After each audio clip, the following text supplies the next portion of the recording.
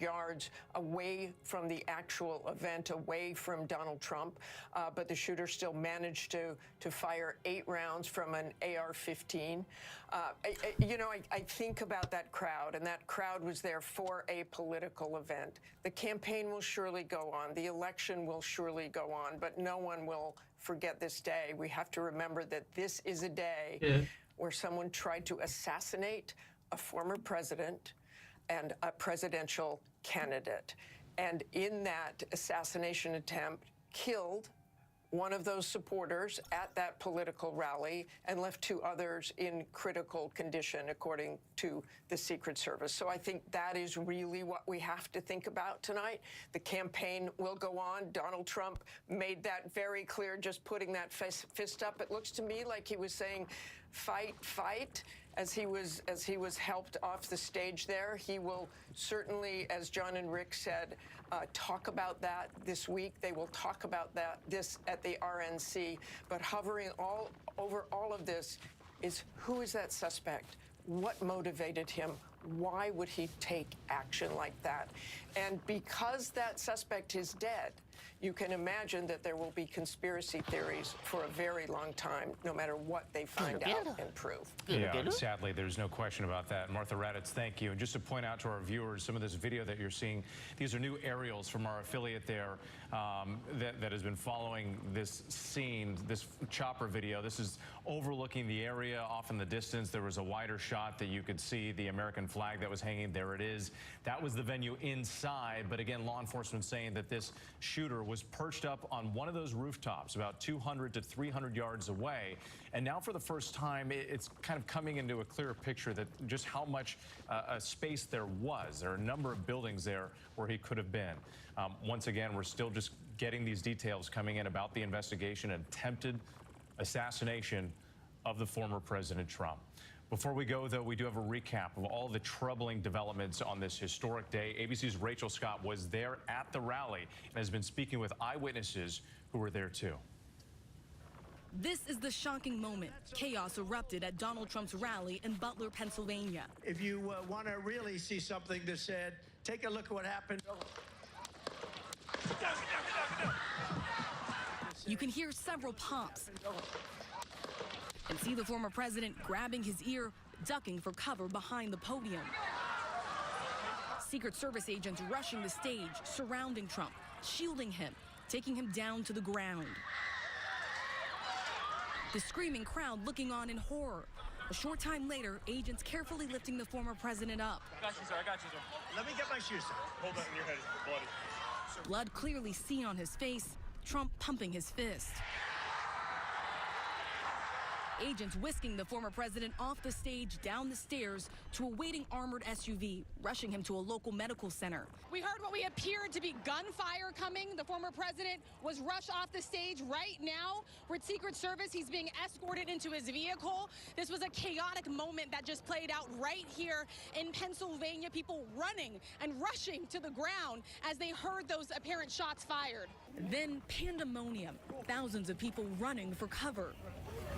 Unbelievable. Tonight, the Trump campaign releasing a statement saying the former president is fine and being checked out at a local medical facility. Donald Trump Jr. telling ABC News he spoke to his father, who remains in the hospital, and described Trump as in good spirits, saying he remains under observations. Just hours ago, this area was lined with Trump supporters. They entered that tent right there to be screened by Secret Service, going through metal detectors, their belongings detected. Now, this is the space where you have Trump supporters that are leaving, panicked and confused, as Secret Service agents rush us out of this area and back to our cars. Tonight, the crowd still in disbelief. Tell me what you saw and what you heard. You said that you heard the popping sounds and you got down. So first you think like maybe firecrackers, but it continued. It continued, and then somebody yelled, "Get down!" We got down, and we huddled, and we started praying. Tonight, local officials telling ABC News those sounds were in fact gunshots. Live rounds fired from a rooftop adjacent to the venue outside the security perimeter. Tonight, law enforcement recovering an AR-style rifle. This is being investigated as an attempted assassination.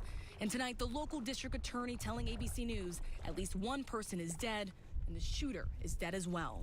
A law enforcement official briefed on the investigation tells us this image is believed to show the suspected gunman on the roof. Tonight, President Biden addressing the nation. I have tried to get a hold of Donald. He's with his doctors. Apparently he's doing well. I plan on talking to them shortly, I hope, when I get back to the telephone. Look, there's no place in America for this kind of violence. It's sick. It's sick. It's one of the reasons why we have to unite this country. We cannot allow for this to be happening. We cannot be like this. We cannot condone this. But the idea that there's political violence or violence in America like this is just unheard of. It's just not appropriate. And everybody must condemn it. And moments ago, former President Donald Trump posting on Truth Social, thanking the Secret Service, saying, "I want to extend my condolences to the family of the person at the rally who was killed, and also to the family of another person who was badly injured. It is incredible that such an act could take place in our country. I was shot with a bullet that pierced the upper part of my right ear. I knew immediately that something was wrong and that I heard a whizzing sound, shots, and immediately felt the bullet ripping through the skin. Much bleeding took place, so I realized then what was happening. God bless America." And Rachel Scott is back with us now. She was there at that rally in the beginning. She is still there now. Rachel, you've talked to a number of witnesses, but I also wonder, have you been in touch with the Trump campaign, some of the officials that you were likely speaking with who were there at the event, who then fled with the president? Are they revealing anything else about what happened? Yeah, there is a sense of shock among Trump officials as well. They were inside of this rally along with us and the former president's supporters, members of the press. They were there too, also diving for cover, many of the former president's aides, when we heard those gunshots erupt and the panic that set in and the chaos that occurred just right after that.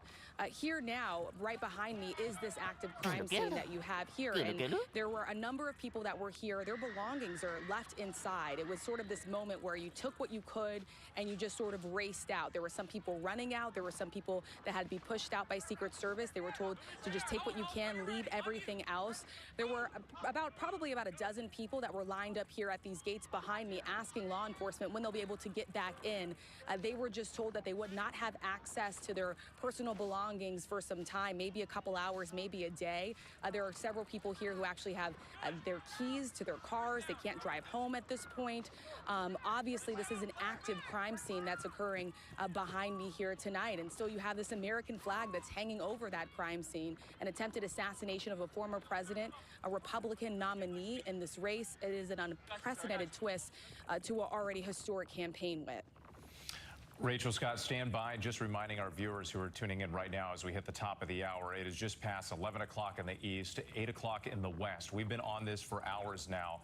I'm Whit Johnson in New York, following the major developments. Former President Donald Trump in an attempted assassination at one of his events in Butler, Pennsylvania. He was there for a rally, a political rally. You see the events here. There were the popping sounds in the crowd, the former president reaching for his right ear before going down popping off right there on the stage. The Secret Service surrounding the former president, jumping on him to protect him, forming somewhat of a human shield there. Protect his ass. Bringing former President Trump back to his feet and escorting him off the stage. You can also hear the screams from the crowd because, as we know now, that there was a shooter who was perched on a rooftop, fired up to 8 shots from an AR-style rifle, and at least one spectator, one person in the stands there, was killed. We know that 2 others were taken in critical condition to a nearby hospital. The former president was also escorted, as you can see in some of these images. Once they got him back to his feet, they escorted him off the stage. And in some of the pictures, you can see that blood trickling down the right side of his face. The crowd responding to Trump when he got back to his feet and started cheering. The former president then walking off with the Secret Service, as you see here, ultimately into a car being escorted off to a nearby hospital. We're told by family that the president is doing fine tonight, that he did suffer a minor injury as a bullet passed through the top of his right ear. But the president and his family, they've been asking for prayers for the victims who were killed, and also thanking the Secret Service for their quick actions in this assassination attempt. We also know that the Secret Service is involved in the investigation. The FBI now leading the investigation. We've been getting information about the shooter. They have confirmed that it's a man. They believe at this point it's a lone suspect. No indication that anybody else was involved, but that man was perch on a rooftop some 200 to 300 yards away from that venue, once again with an AR-style rifle. We're going to bring in some of our other correspondents and contributors here in just a moment. Forgive me, I'm getting instructions. I can't do that. You've got to keep moving it forward. Okay. We've been speaking with eyewitnesses all day. Let's go ahead and listen. Tell me what you saw and what you heard. You said that you heard the popping sounds and you got down? Sounds. At first you think like maybe firecrackers, but it continued. It continued, and then somebody yelled, "Get down!" We got down, and we huddled, and we started praying. And we just started praying, and thank God. Oh, God. A little while later, we got up. When we saw other people get up, we saw Trump get up, raise his fist like I'm okay, and we kept praying. I felt really bad. I'm worried about our Why grandchildren. do they get to What pick the kind- most retarded fucking What people? kind of life are they going to have if this goes on, if people don't have the right to say what they want? You told me that you were near the very front. You weren't very far. No, we were like from here to where that thing is. This is and Tanya. This is And you got Tanya. down, you said you got down immediately? Yeah. This is Yeah, Tanya. everybody What I yelled, said to "Get Trump- down!" what I said to Trump was, My daughter-in-law, Lisa, she said for us to hurry up and get down. Well, I mean, I saw like all the like Secret Service like kind of cover Trump. They did a really good job about that, making sure he was protected, telling everyone to get down. So I think they did take a good care of like making sure everyone was like understanding what was going on and like being serious but not freaking everybody out. What was your initial reaction when you heard those popping noises? To get down. Yeah, so I actually like Gotta my get boyfriend pushed me get on the ground and down. like went on top of me, which was like really nice. But I think a lot of people were a little like too shocked to understand what was going on originally, for sure. But I think everyone listened pretty well and it was handled pretty well. Did you see some of that commotion that was playing out on the other side of the bleacher where we saw law enforcement agents sort of swarm around another individual? Or did you ultimately just rush out? No, we were there for a minute because they did tell us to go back down again just in case. I think that was good because it helped like calm people down. But I think one of the stands that I was next to, they did like carry out a man, and there was another one that might have been injured. I'm not 100% sure, but definitely Get one rid at of least. some of those. And we on have the all other this fucking- stand on the other side, because I was on the right, on the left, there were like a bunch of like men in uniform like surrounding someone. So that was interesting to see.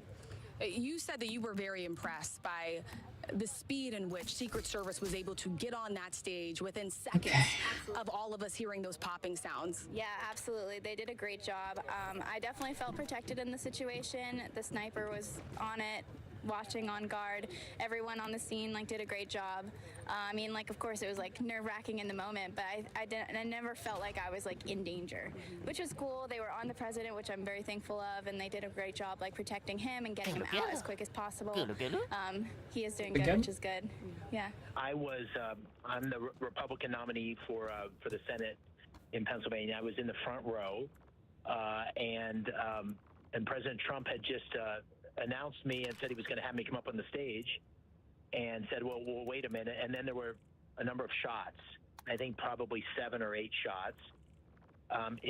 It wasn't clear whether they would come from one place or 2 places. At least I couldn't tell.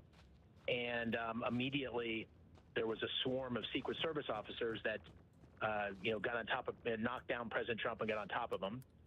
And then he stood back up, and you sort of saw this fist come out, sort of defiant that it looked like he was okay, but you couldn't tell for sure. It looked like there was some blood, but it wasn't obvious. And then the entire crowd went to the ground because we weren't sure whether the shots were done. And then unfortunately, over my shoulder, someone had clearly been hit. I was on the ground, and up in the bleachers, probably 3 or 4 bleachers behind me, it looked like there was a man who was severely injured. There was a lot of blood, and his people around him were trying to administer first aid. And then some police officers came in and carried him out, and presumably took him to get first aid. That's really all I could see. I don't know if there were other people injured, and I don't know if there was anybody apprehended, because as you might imagine, once that happened, the crowd was very chaotic, and it was very hard to know what was going on. And we're still there at the rally, just sitting trying to get out because the traffic is so backed up. And Dave, your account seems to confirm some of this reporting that we're getting about a shooter and potential bystanders who were hurt. Just talk more about your initial reaction. I mean, seeing this, you're running for Senate in the state of Pennsylvania. You're about to walk up on the stage. You're getting introduced by the former president, and then you hear these shots ring out and the chaos in the crowd. What was going through your mind in that moment? Thought I was gonna die. It takes a minute to process.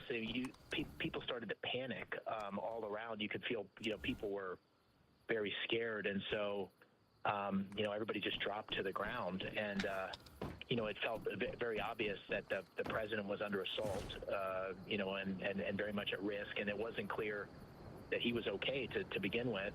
And then, once it started to sink in, you're thinking, are there still shooters out there? Are they going to target other people? And, it's just like these, situations. I was in the military previously. You realize over time that the facts start to come together. So you got to be careful not to draw too many conclusions early on. But I think what we all felt was a sense of, oh my Lord, everybody's in danger because there's clearly a shooter, at least one shooter in the crowd, and maybe more. And really, I think scary for everybody who was there, and shocking, even more than scary, just shocking, because you were in the middle of this rally, and it was kind of fun, and people were enthusiastic, and all of a sudden it was turned upside down. What does this say to you about our state of division and the politics in this country right now? Well, I don't want to draw any conclusions before I know more about it, but obviously it's if you're a public official, if you're a presidential candidate, and your safety's at risk, that's scary for all of us, no matter what party you're in. And so I think it's it's a moment to take stock.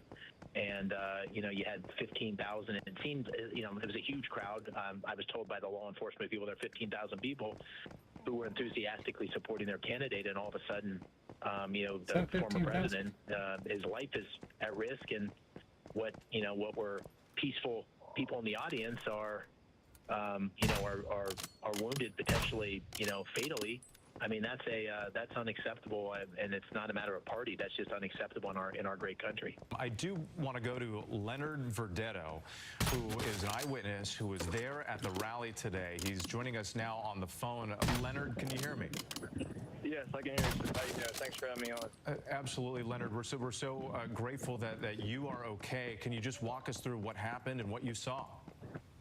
Sure, absolutely. So everybody was excited to see the former president coming out. We were all, excited, and we were all happy. We were all joyful. We were all there for each other. Then the former president was giving his speech. Then moments later, there was some, popping sounds that were going off. There were about maybe 6 or 7 to 8 shots that were happening. None of us really registered at the time. Then all people were saying, "Get down, get down." Even I was saying, "Get down." Other people were saying, "Get down" as well. And we were all praying. We were praying to Yeshua, the Lord Jesus, and we were praying to Him to keep us safe, keep us protected. But unfortunately, what happened was, someone did get shot. What I do hear is that I think 2 people did get shot, that to the best of my knowledge, and I believe that, the former president, which I'm glad he is safe. So. Now, Leonard, and again, we don't have all these things confirmed yet, so this is your perspective here. But when you say that you believe that 2 people were shot, could you actually see people, potential victims? What I've seen, and to the best of my knowledge, sir, is that and again, I was hearing it from other news sources as well. But what I personally seen, there was blood on a couple of people. Someone was shot just like about 5 feet right behind us, to be honest with you. So we were that close. And thank God we weren't shot either. And where were you located? We're looking at the video right now. This is the former president being brought back to his feet after those shots were fired. Were you on the stands behind Donald Trump, or were you in front of him? If you're looking exactly at him, we'd be on the left side, actually. We were the left side of the other stands where you've seen those big TVs. So the left side of the stands facing the president or behind the former president? Facing the president. We were more on the sides, looking on the side of the president, so facing him. Leonard, let me just ask you too. Obviously, you go to we've been talking about this, the division in this country, the polarization. But here you are. Obviously, you're exercising your right to, support whichever politician you believe in. And you go to an event like this, you don't expect there to be violence. What's in your heart right now? Well, what's in the heart right now is I'm encouraging the American people to pray to Lord Jesus, because right now our country's divided. Our coverage continues right here on ABC News. For some parts of the country in the central and eastern time zones, we're going to send you to your local news next. For the rest of us, stay with us here as our coverage continues right here on ABC. On ABC. And once again, for those of you staying with us and those just tuning in, we are covering an attempted assassination of former President Donald Trump. All of this playing out at a rally today in Pennsylvania in Butler. You see that moment there as the shots rang out. Witnesses reporting what they thought at first were maybe fireworks going off, but then suddenly the horror of what took place started becoming clearer and into focus, and you could see the Secret Service jumping on the former president, taking him to the ground, ultimately escorting him away and taking him off to the hospital. We are getting new information about the shooter. Law enforcement sources telling us that it was a single male shooter, and this is what they know at the time, who was perched on a rooftop nearby, maybe 200 to 300 yards away, and was armed with an AR-style rifle that was used to carry out this shooting and was then taken out and wonder if they're killed gonna by a ban counter AR sniper rifles now. with the Secret Service. Let's bring in our senior investigative correspondent, Aaron Katersky, who's been with us all night getting some of this information from law enforcement. Aaron, what else can you tell us about the shooter, but you're also hearing more about the victims? Well, one of them was killed, and then two others are in critical condition, in addition to former President Trump, who himself, in a statement, said he was grazed by a bullet by his ear. Now, the Secret Service has not fully determined all the ballistics. We know that the shooter was able to get off about 8 shots, according to law enforcement sources who've been briefed on the investigation. Those 8 shots coming from an AR-15 style rifle, while the shooter was in an elevated position some 200 to 300 yards away on a rooftop adjacent to the rally venue. One of the key pieces of the investigation, Whit, is why that position was available. And then, of course, they want to know urgently more about this shooter. I'm told there is a name that law enforcement is now working with. The FBI is the lead agency, along with the Secret Service and police in Pennsylvania. They are scouring that individual's social media, talking to any known associates and relatives to see what they can learn. But they are wanting to make sure that they have everything contained. At this point, the belief is there was just one. And they are, working to confirm that now. Aaron, thank you. And just a reminder to our viewers, what you're seeing, these are aerial images coming in from our affiliate in Pennsylvania there. And it gives you a sense of just all the different rooftops and the buildings nearby. And as the camera pulls back, there you see where the American flag is hanging, where former President Trump was speaking at the time. So plenty of buildings nearby. The Secret Service goes around and tries to clear that space in advance, but something happened here, and we don't have the answers to what went wrong or if there was some kind of security lapse. I do want to bring in Pierre Thomas, who's also been talking to law enforcement. Pierre, you've been getting word from the Secret Service. They have briefed the President Biden, on this. They always do a perimeter scan of the area ahead of time, but a lot of questions about how this happened tonight. Indeed, and we already have the House Oversight Committee calling on the Secret Service Director to appear at a hearing later this month to talk about what went wrong here. They're clearly deeply concerned about what took place. We also can tell you that the FBI is on the scene right now at that venue, looking at the evidence. The ATF is also there securing any rounds that were fired.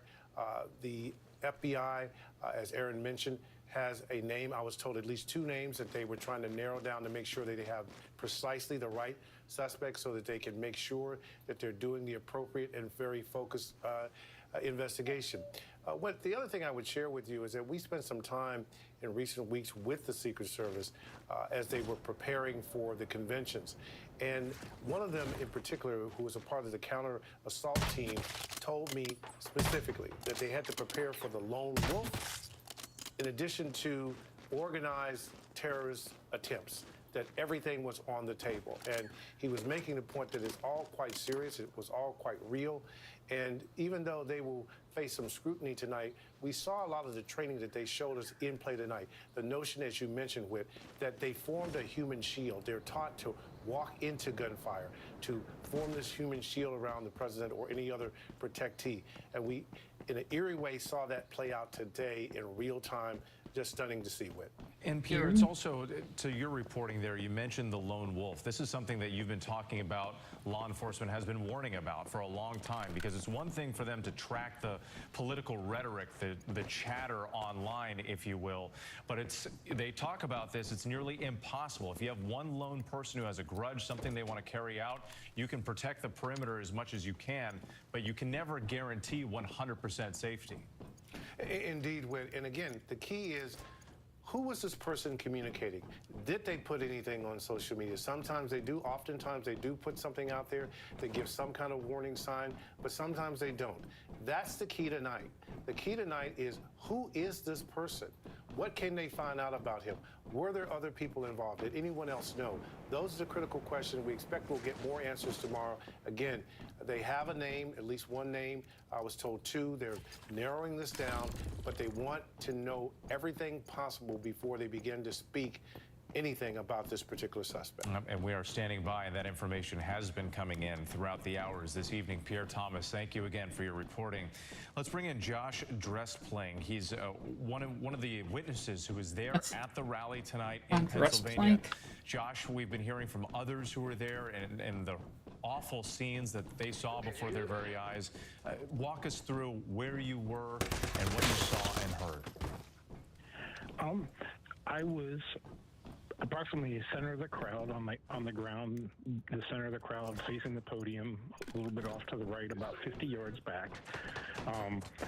I heard, like the other witnesses have been saying, what I thought was fireworks, and there was an initial pop followed by two more, then a sequence of 4 or 5, possibly 6 more rounds, and saw Trump go down, and then there was like this kind of eerie silence. Everybody kind of dropped to their knees, and everybody was just kind of like, is this really happening? It was very, like I said, very surreal and kind of unnerving. And from my vantage point, I saw the 2 injured people that were off to the left in the stands, and I made my way over there and was able to capture a video of those 2 gentlemen being brought out and worked on by EMS and military personnel and state police.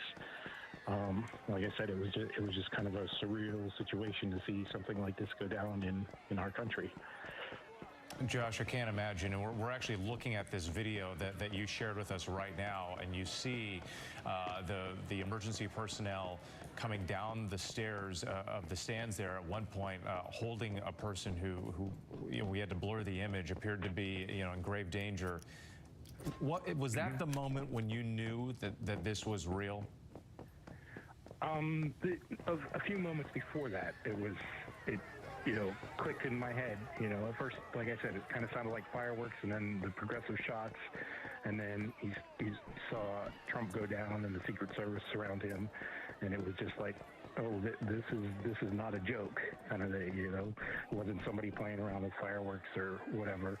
And and then once they start bringing people out that were injured, and it became more than real at that moment. And Josh, we've been hearing from so many witnesses tonight, really just a range of emotions, from sadness to anger. Obviously their hearts going out to the people who were injured and killed. What's on your mind tonight?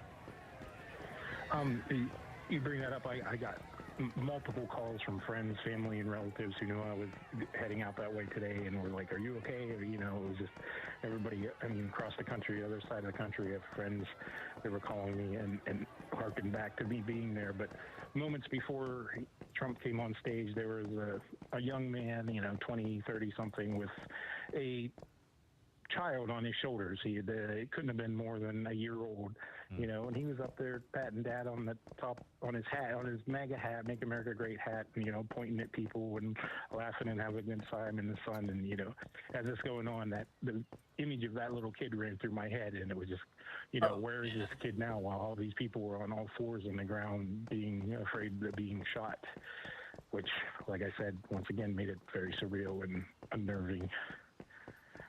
We've been talking tonight about how this is no doubt going to be a big test for this country, right? What do we do next? You know, as the American people, you know, our politicians, how do we respond to this kind of violence?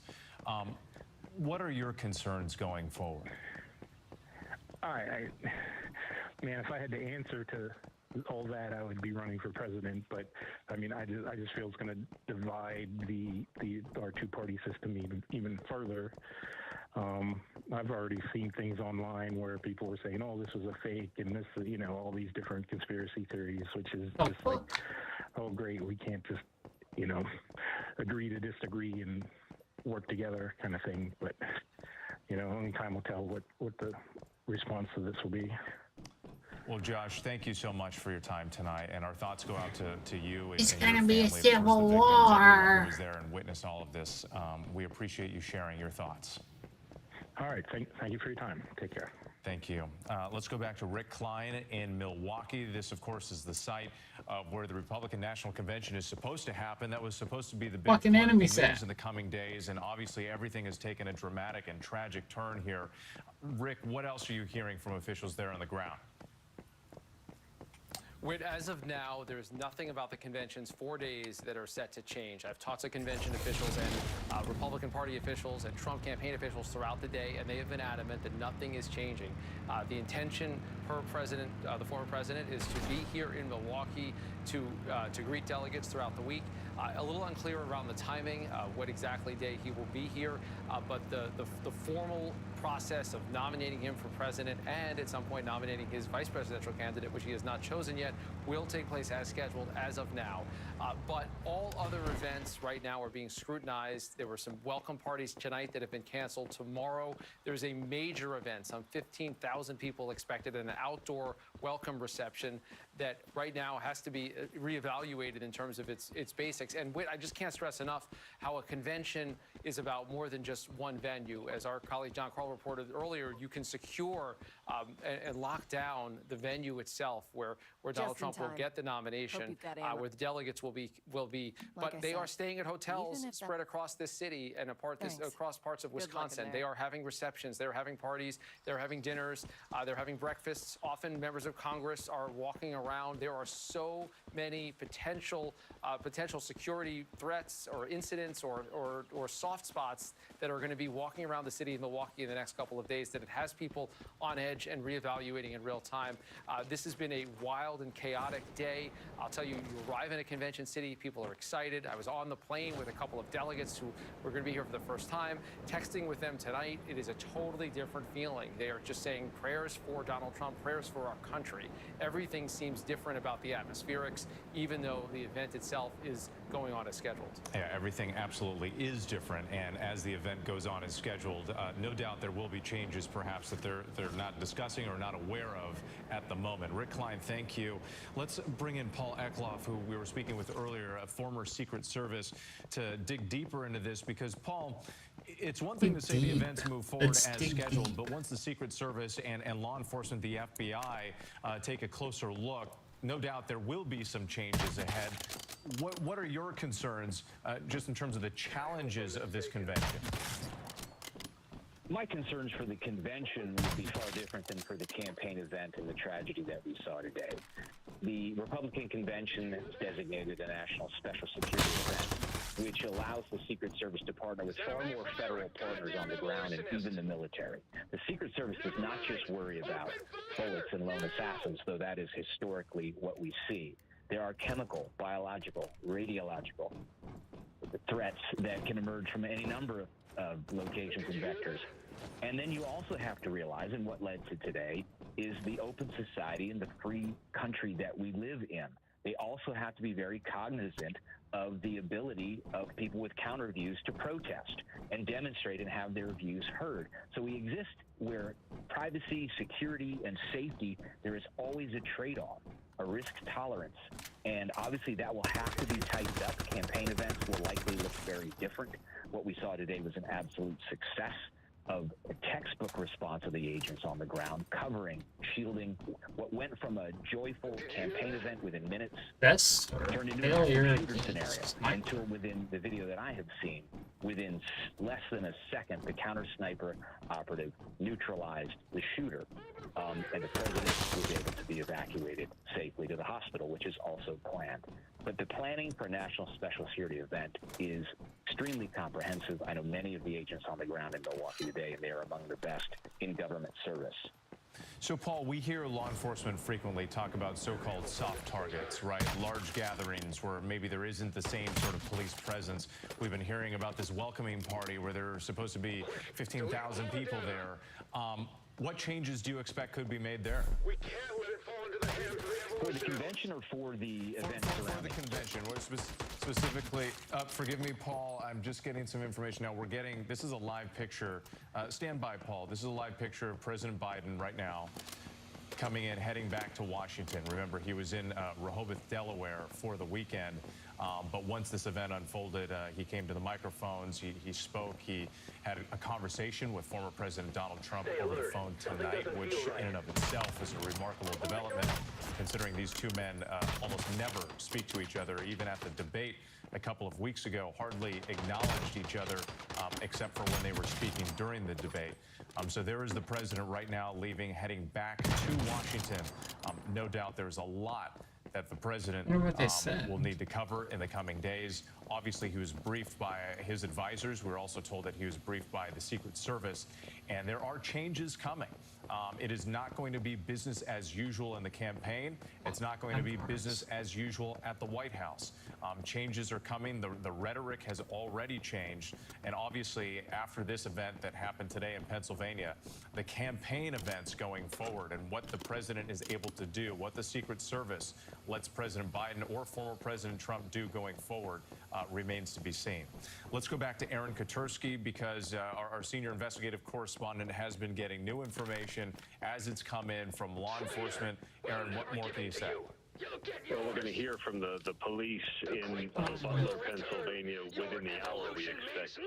So we should learn a little bit more from their perspective. But in the meantime, Governor Josh Shapiro in Pennsylvania says Trump has left the area under the protection of the U.S. Secret Service, and he is headed out of the state, we expect. Now, where he goes, we'll wait to see. We know that he's expected in Milwaukee. He may stop home first, could be in New Jersey, could be somewhere else, but the former president is now out of the area in Pennsylvania after receiving some medical treatment there, and we're expecting to hear from the police locally in a short while. Aaron, thank you. Let's go back to Rachel Scott, who's been there in Butler, Pennsylvania, there all day for the event and then the events that unfolded afterwards. Rachel, we're getting word now former President Trump has left the hospital, is now leaving the area. Are we getting any sense, any reporting? What comes next in the next day or so before the convention?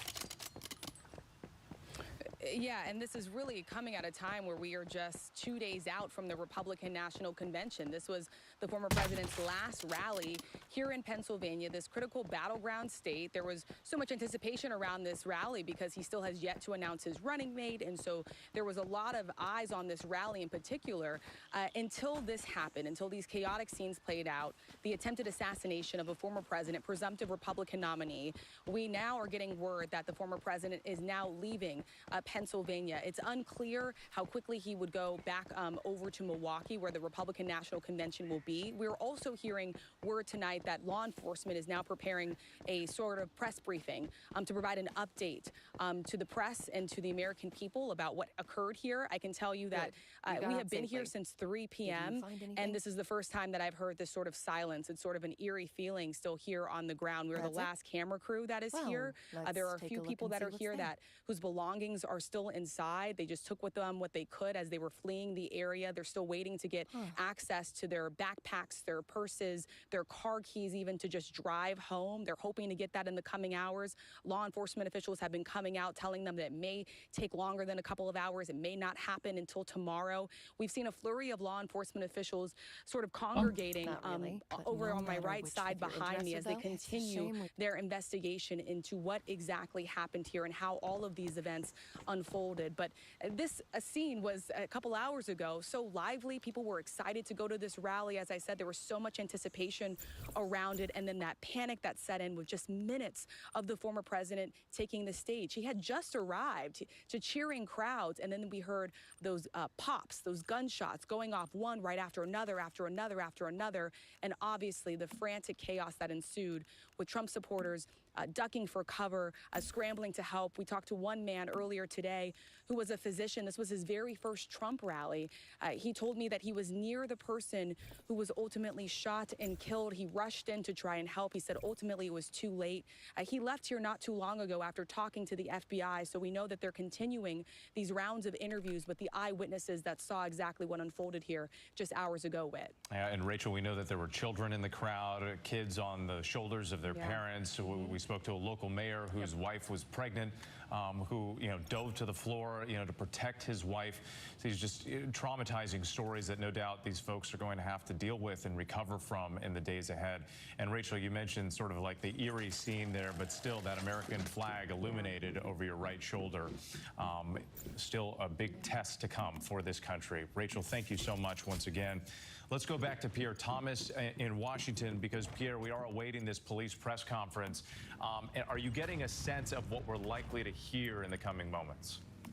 Well, I'm being told by my sources that the FBI has identified the shooter. They believe they have a specific identity on the shooter. They are not releasing the name as of right now in terms of who this person is. I'm told the investigation is still at a very critical stage. They do not want any information released about the suspect until they can be absolutely certain that this person acted alone. The operating assumption right now is that this was a lone wolf, but again, it's a critical stage of the investigation as they scour over every bit of information they can find about this particular person. What was his recent history? Who was he communicating with? Did he post anything on social media? Again, male suspect. They expect to brief, give some basic information about the case thus far. Not expected to name him just yet, although that could change. And Pierre, just to recap, as viewers might just be turning in, we're getting more information. You said that they likely identified the shooter but haven't released that information yet. However, we have learned that they say that the shooter is a male. And the information that you're also getting about his position on the rooftop, what we know about that shooter's final moments. Absolutely. 200 to 300 yards away, we've been able to see the position. The FBI has a photograph that they're working on. Our sources are confirming they believe that is the suspect. They know the vantage point. We're told that the shooter was taken out by a Secret Service counter sniper. That's how he was neutralized, killed by the Secret Service. Law enforcement officials, again, are now at the scene, FBI at the scene. The ATF will help oversee the ballistics evidence. The FBI is taking the lead because this is being investigated as a assassination plot. Now, again, the FBI director, the Secret Service director, the Attorney General, all briefed the President of the United States tonight. Also, the National Security Advisor was briefed. So you can see by the breadth of the people who were involved, they're trying to assess what are the national security implications of this situation, because obviously it's the former president, leading candidate, running in the campaign for the Republicans, convention about to take place. It's such a critical moment, and law enforcement knows they got to get this right. The Secret Service will have to answer some questions about why that particular rooftop was not covered. There are already hearings being called on to be held in Washington this month That will be a postmortem, but right now the emphasis is on that Sounds just suspect, a way and better whether place there's to get anything to corn. indicate anyone knew anything about this, and whether he had any support. And those security implications are significant because this is the peak of the campaign. We've got the Right here? Republican convention this week. Who's We've got that the really Democratic good convention place to get- happening in August. Everything is supposed to ramp up in the coming months, and now they're going to have to reassess in each campaign how they move forward, how they carry out these events. Pierre Thomas, thanks again. Once again, a reminder to our viewers, too, we're awaiting at any moment a press conference from law enforcement. We do expect to get more information. Pierre pointed out that law enforcement, they do believe that they have a suspect identified, but are not releasing that identity just yet. Another one of our correspondents, Aaron Katersky, our senior investigative correspondent who's been working on this, is joining us now with more. And Aaron, do you have a sense of what else we could hear tonight? I think we're going to hear a little bit about logistics. You heard Rachel mention how there's still people waiting for access to the venue to try to retrieve belongings. You may hear a little bit more about the Pennsylvania authorities and how they were able to assist in neutralizing the shooter, who was officially, the Secret Service has taken down by a counter sniper. We know that there were plenty of police involved, and whether local officers were the ones who may have been first to identify that this person was headed for an adjacent rooftop. So all of that is still to come with, but the most urgent focus is on who this shooter is, perhaps a local man, and why, and then, of course, secondarily, why that rooftop was made available, why that was an option for him to try and climb up there so close, 200 to 300 yards from the former president. Yeah, one of the many questions that need to be answered in the coming days. Aaron, thank you once again. Let's go back to Mark Updegrove, a presidential historian and contributor of ours who's been joining us. And Mark, earlier when we spoke, I asked you about some historical perspective on previous assassination attempts in this country. But now I'm curious, as we've been talking about political violence, as we've been talking about the rhetoric, can you recall a period in recent history that compares to what we're experiencing right now? I think I would go back to 1968. 1968 was an enormously turbulent and tempestuous year in the life of our nation. We had seen the war in Vietnam drag out. We had seen North Koreans take a U.S. ship and hold American sailors captive. But in particular, we saw the assassinations of Martin Luther King in April of 1968, followed by the assassination of Robert F. Kennedy in June of 1968. It was an enormously dangerous and volatile time in our history, and I think it reflected the divisions in our country at the same time. 1968 really shook this country to its very foundations, and we see the divisions that we see today are somewhat reminiscent of what we had in the late 1960s with. Mark, I got to say, in conversations I've been having with people recently, before this event even happened, there was this comparison to the 1960s, which, as you noted, was such a traumatic time for this country and pivotal in terms of all sorts of change that came after that. I think the idea that we are heading into a period that is anything close to that is frightening for a lot of people.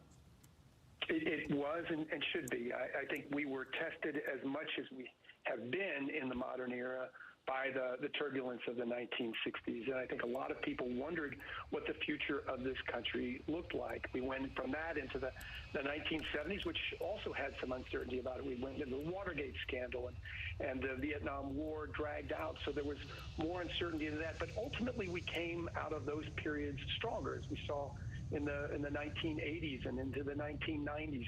There is a cycle around this, but it is a very dangerous and disturbing time in our history. As we saw today, it's a poor reflection of where we are as a society at this moment in time. And as we've been talking about throughout the evening here, as we're watching this live picture, once again, all of these images today, moments in history, President Biden en route back to Washington, D.C. after the events that unfolded today in Pennsylvania, the attempted assassination of former President Donald Trump. Let's go to Mary Bruce right now, our chief White House correspondent. And Mary, we're seeing President Biden on Air Force One heading back to Washington, presumably right there at the White House in the coming moments. He should be back here at the White House within the hour, with the president cutting short his planned weekend at his beach house in Delaware so that he can continue to monitor and track all of these developments as they unfold. We do know that he has been obviously continually briefed throughout the evening. He's going to be meeting here at the White House tomorrow morning with his Homeland Security team and other law enforcement officials. And of course, he did, as we know, actually speak to Donald Trump tonight, though we know little about what was actually said in that phone call. The White House remaining mum on what that conversation entailed. The president was asked a question about how that call went as he boarded the plane a few moments ago.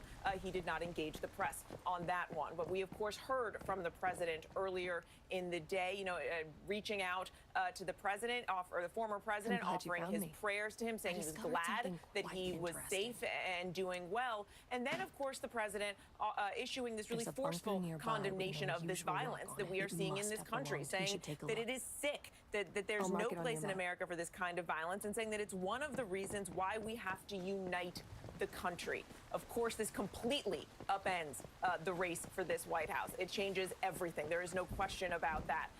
There will be plenty of time to unpack the politics of all of this, of course, but we are at least, getting a sense right now. The president's team and his campaign have hit the pause button. We're not sure how his schedule may change, but they are pulling all of their ads off of the air to try and use this as a moment to unite the country, arguing that this is not a time for politics. The former president's team, we are getting a sense of how they are going to lean into this, it seems. The Trump campaign has sent out a fundraising pitch, and in it they say, "I will never surrender." The president's team saying, "They're not after me, they're after you. I'm just standing in the way." I think we are going to see a big shift, perhaps, in the kind of messaging that is coming out of these campaigns. I'm sure this is something that both teams are discussing and trying to figure out tonight. But for right now, this shit was a good thing. Reacting to this first as president, not as a candidate necessarily. Yes, they're trying to figure this out in real time, moment by moment. Mary Bruce, thank you. And again, we are awaiting a press conference coming up from law enforcement involved in this investigation to give us an update on what happened in Butler, Pennsylvania, that assassination attempt of former President Donald Trump. But on some of those same notes there, I want to bring in Rick Klein, our political director, who once again is in Milwaukee at the site of the Republican National Convention. And Rick, on the point that Mary was making there about the Biden campaign trying to reassess everything and pause the campaign, or at least, some of the ads and some of the rhetoric, these are still two men who are trying to win an election. And this is a very important moment, not only for the former president, but for President Biden, who's been under extreme pressure from his left flank about whether or not he's going to stay in this race. Yeah, and this comes at a very odd and tenuous time for President Biden, where he has been challenged by people in his own party about his ability to do the job. People questioning whether he's in charge, whether he has the mental ability to continue. The polls have shown that so many Americans have those kind of doubts, those kind of questions. And now comes this moment, the challenge to Mary's point, where he's got to be a president first and a candidate second. I can tell you from based on the conversations I've had already here, Donald Trump does not intend to let up in any way, shape, or form around his campaign. The fact that this convention is going on as scheduled, the messaging is going to change, and I think to reflect this reality. The imagery that we saw, the still photos of him with blood literally on his face and on his hands, those are things that we are going to see a lot here in Milwaukee in the coming days. Yeah. However President Biden hopes to or This is a plans to win use for his him. campaign, he is not going to have another side that lets up in any way. And in fact, there are a number of individuals, including some people that Donald Trump is still considering to be his vice president, who are directly blaming, without any evidence, that Joe Biden for this incident, without knowing anything about the shooter, without knowing anything about the motivation, saying that the way that he has built up the stakes for democracy has put this literally, there's some saying that he has blood on his hands. Again, that's an irresponsible statement based on what we know right now. There's no evidence to support that, but the rhetoric that led up to this moment in some ways, or that make this moment so obviously a sad this guy for the nation, is not ending with this incident pretty clearly. And I think in some ways we can see it boil over even more in the days ahead here in Milwaukee. Exactly, and that's the concern from authorities, that you could throw fuel on the fire and only fan the flames with some of the language that's being used, and that's something that they're monitoring very closely. Rick Klein, thank you so much from Milwaukee. We also have on the phone with us Reince Priebus, former RNC chair, former chief of staff early on in the Trump administration. Reince, you're there in Milwaukee. What's the mood right now among Republicans?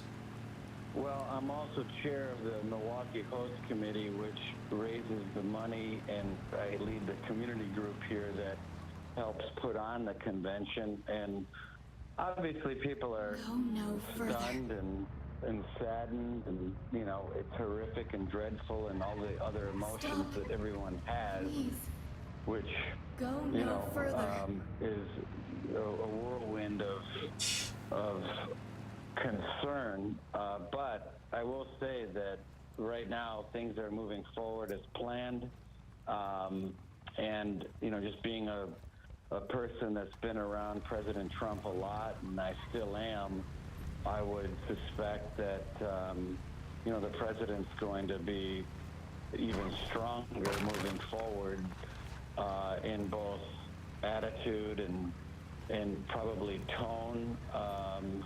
And so I don't expect right now anything to change moving forward.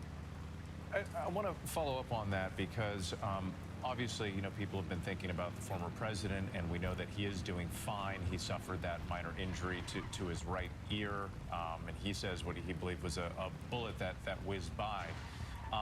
Somebody died today, at least one person, you know, an innocent bystander who was just there for this political event. And it's a reminder that you can't protect every location 100% all the way. And, you know, law enforcement often talks about soft targets and large crowds and gatherings. And it's one thing to say that the convention itself will be safe. But Reince, I guess my question is, do you, like, how can you guarantee the safety and protection of the other people who are there participating, engaging in some of the other events around the convention? Well, it's a good point, and obviously everyone involved is doing, you know, doubling and tripling down on conversations and reviews. Speak with the mayor tonight, folks at the RNC, and others, that everything is safe as humanly possible. But you know, we have to do everything we can to make that happen. And we have to decide, I guess, as Americans and people that are here in Milwaukee, what's best for this convention. And right now, you know, the event is moving forward as planned. So obviously no one's going to want to do anything that will put anyone at risk. That's not something that we're willing to do. But also, we have professional people here. We have over 4,000 police from outside of Wisconsin, not to mention the folks in Wisconsin, not to mention the Secret Service and others. So it goes without saying. I mean, safety is number one. We want people to have a good time. We want people to be safe. We also don't want to be deterred by, you know, maniacs either. So all of it has to be analyzed, and that's what we're doing right now. That's a really good point, Reince, because one thing we know about terrorists, whether domestic or, you know, from another country, is they attempt to change our way of life. That's what? Where am I? That's something that I would imagine that many on all sides of the aisle could agree, that we don't want to let somebody change our way of life. But at the same time, major questions about security at these big events going forward. Reince Priebus for us tonight. Thank you so much for your time and your perspective. We appreciate it. Let's go back to Martha Raddatz in Washington. Martha, you've been talking to a number of people, and a reminder to our viewers, we are waiting for this police press conference to hopefully give us some more information about what happened. But Martha, you've also been seeing some of those aerial images and the lay of the land, so to speak, at this event, as you've been getting information about what happened with the shooter. Well, the shooter was on a roof, and that is going to be the biggest question. How did he get on that roof? How long did it take him to get up on that roof? Was he on a ladder on the side? And we see between those buildings, did a shooter go up that way? And how did they not notice him for such a time period? I mean, he would have had to set up on that roof at some point. And who saw him? Did people realize he was up there? We've seen this sniper. We've seen the U.S. Secret Service counter sniper team in some of that video at the venue itself and looking around to that outer perimeter. I spoke to a former agent earlier this evening, was in touch with a former agent earlier this evening. I think we're going to stop right now. Martha, and go to you. forgive me. The press conference is underway. Let's listen.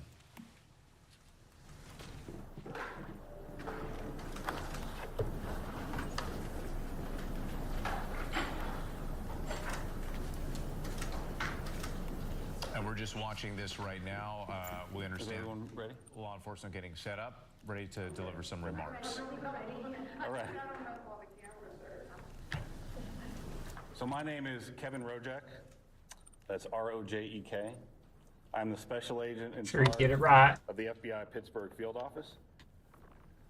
The first thing I want to say is that the FBI stands with the people of Butler County in Western Pennsylvania, and our hearts go out to the victims of this heinous act which occurred today. This is our community, and I want to let the public know that the FBI has deployed a number of our resources, including investigative agents, our evidence response team, bomb technicians, and we have additional resources coming from other field offices, as well as from FBI headquarters, including our evidence response from Quantico, Virginia.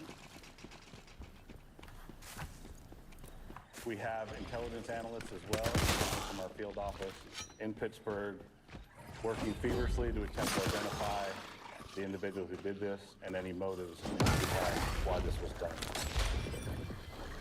Right now, we need the public's help. Anyone who was on scene, who saw anything, to identify any information, please report that to the FBI using either the phone number 1-800-CALL-FBI Tag us on Twitter at fbi.gov/Butler. This evening we had what we're calling an assassination attempt against our former president, Donald Trump. It's still an active crime scene. As I mentioned, we have a number of agents on scene. We also are working closely with other federal agencies, our state partners, and our local police partners as well. Again, at this time, we are not prepared to identify who the shooter is. We are close to that identification, and as soon as we are 100% confident in who that individual is, we will share it with the press. With that being said, also, we do not currently have an identified motive, although our investigators are working tirelessly to attempt to identify what that motive was. At this time, I'm going to turn over the podium to Colonel Chris Paris from the Pennsylvania State Police. Thank you very much. My name is Colonel Chris Paris, P-A-R-I-S, Commissioner of Pennsylvania State Police. I would just like to say that the State Police have been in regular contact with the Governor's office, and the full support and assets of the entire agency are behind the FBI and our other federal and municipal partners to assist with this investigation.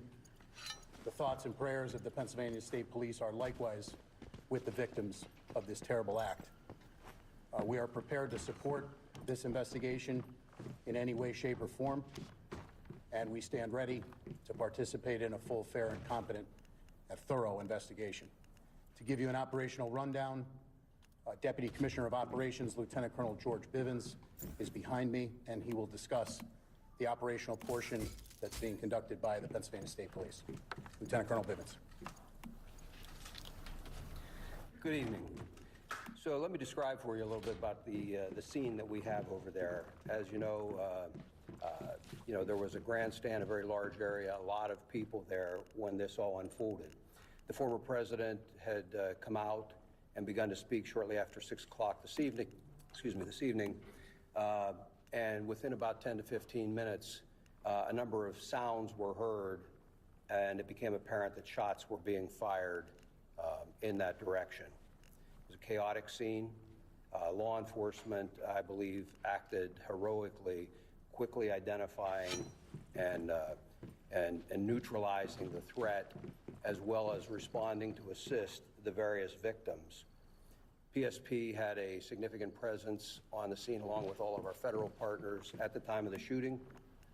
We have since enhanced that presence significantly, bringing in resources from all over the Commonwealth to ensure that we have a speedy, thorough investigation. We are working very closely with the FBI as we work through this. As you can imagine, because of the variety of crimes that have been committed, some are under federal jurisdiction, some are under state jurisdiction. And so, we're working through all of that, not an issue at all. We work seamlessly. But the FBI has maintained the lead on the attempted assassination. PSP will take the lead on the homicide and the shootings of the other individuals in the grandstand area. And so there are a lot of witnesses to be interviewed, a lot of things to be processed. There were some complicators that hopefully the next time we speak we can describe for you, but some complicators that slowed down some of the processing and the positive identification of the shooter. But know that at this time we have no reason to believe that there is any other existing threat out there. We are doing everything we can to make sure that this is thoroughly investigated, and that if there is any information developed that anyone else was involved, that between PSP and the FBI, that will very quickly be followed up on. So I think at this time we would open it up to questions from all of you. Was this a lone wolf attack? Again, I think it's too early to say that. We have one shooter tentatively identified, but we're not stopping there. We're following up on a lot of information. It will be some time until we can conclusively say or answer that question, I think. And hiking up there. We saw the snipers up there, as the crowds kind of rolling in and looked like they had a pretty good viewpoint to check everyone out. How long has that guy been out there? Again, that will all be part of the investigation, but that will all be part of the investigation. But I can tell you that preliminarily it appears everything unfolded very quickly. So, again, we'll have more information on that, but it's just too early to start definitively saying this happened at this exact time. Inside the security perimeter, right? That building you was on was outside of it? That's correct. How far outside of it? We'll have that information for you. It was some distance outside of the Colonel, can you comment on reports that there were people who saw someone on the roof and tried to alert authorities? We're following up on those. I will tell you that I am aware of those, and I am aware that law enforcement had responded to a number of reports of suspicious activity. The specific response to this will be all part of the after action, but yes, law enforcement was responding to check on several suspicious occurrences. What were the other suspicious occurrences? That will all be part of the investigation. I think I'd like to. Butler County, Pennsylvania. Is there anything else? Did he have any affiliation with that company, do you know? So again, we're not prepared at this time to provide the identity.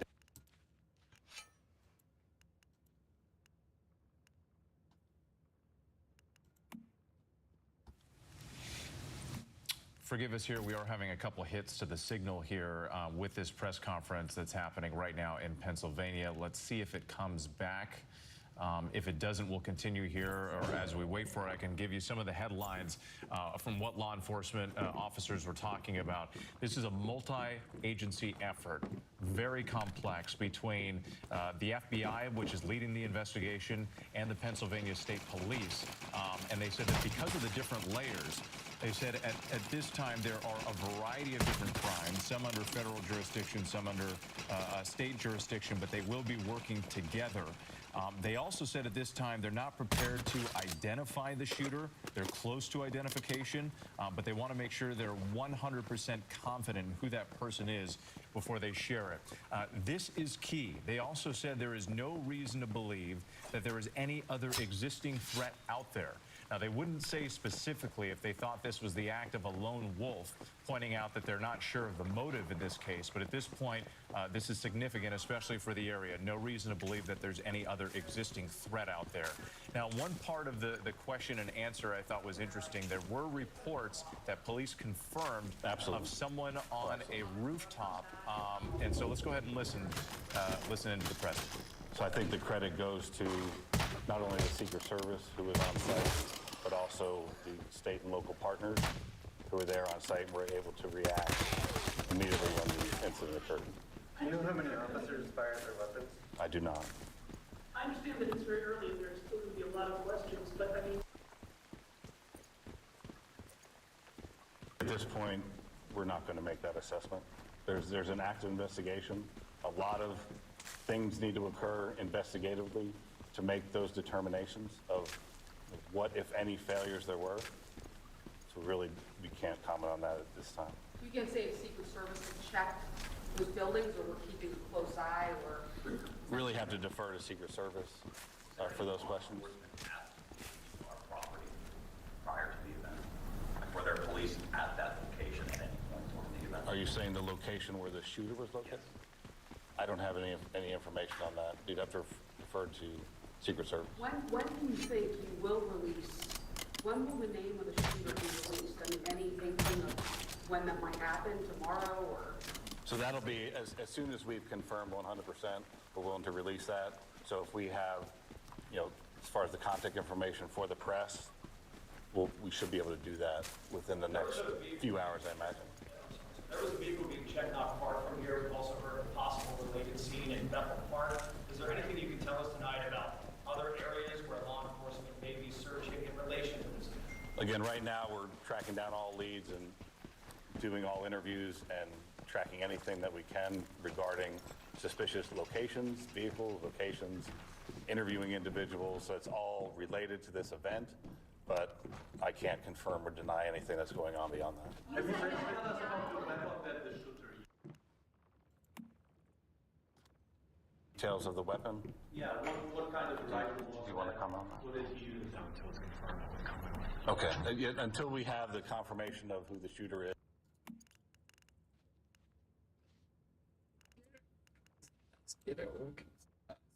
Viewers there, just again, we've had some issues with the signal here at the press conference. It is ongoing. Let's see if we can listen in. Or do you have reason to believe that there are bombs somewhere in Butler County? Can you just walk us through that? It's primarily standard procedure of any suspicious packages. In this case, there was identification of suspicious packages around where the shooter was, and so we deployed, in an abundance of caution, bomb assets to make sure that those were cleared for investigators to move safely in the area. We're still working on, it's still an active crime scene, so I'm not going to say that the scene is 100% clear at this time. Why are there any Secret Service agents here right now for the press conference? So Secret Service wasn't available for the press conference at this time. All right. Tactics are you talking about? I don't know. It's bullshit. Boring.